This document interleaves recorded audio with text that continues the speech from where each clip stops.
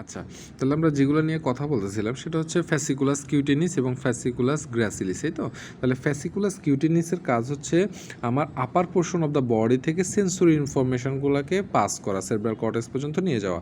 আর ফ্যাসিকুলাস gracilis হচ্ছে lower part of the body বা lower লিম্বের যে সেন্সরি ইনফরমেশনগুলো সেগুলোকে পাস করা। তো আমরা যদি স্পাইনাল কর্ডের ক্রস সেকশন করি এভাবে, তাহলে হচ্ছে আমরা যদি হচ্ছে লাম্বারের ক্রস সেকশন করি, যেটা হচ্ছে একদম নিচের দিকের বা হচ্ছে নিচের লোয়ার পোর্শন অফ দ্য হচ্ছে স্পাইনাল কর্ড, সেখানে আমরা শুধুমাত্র হচ্ছে ফ্যাসিকুলাস গ্র্যাসিলিস পাবো। কজ ফ্যাসিকুলাস গ্র্যাসিলিস আমরা লোয়ার লিম্বের ইনফরমেশনগুলোই পাস করা। আর ফ্যাসিকুলাস কিউটিনিসটা ইউজুয়ালি আমরা হচ্ছে সার্ভাইকাল রিজন বা থোরাসিক রিজন এই পোর্শনগুলোতে পাবো, বা আপার লেভেলের যেগুলো আছে এগুলোতে পাবো। ঠিক আছে, তাহলে ফ্যাসিকুলাস কিউটিনিসের কাজ হচ্ছে ফ্যাসিকুলাস কিউটিনিস বা লেটারাল পোর্শনে যেটা আছে সেটার কাজ হচ্ছে আমার আপার পোর্শন অফ দ্য বডি থেকে সেন্সরি ইনফরমেশনগুলোকে পাস করা। আর ফ্যাসিকুলাস গ্র্যাসিলিস যেটা হচ্ছে মিডিয়াল পোর্শনে আছে সেটার কাজ হচ্ছে আমার lower portion of the body থেকে ইনফরমেশনগুলোকে হচ্ছে সেন্ট্রাল নার্ভাস সিস্টেমে পৌঁছানো।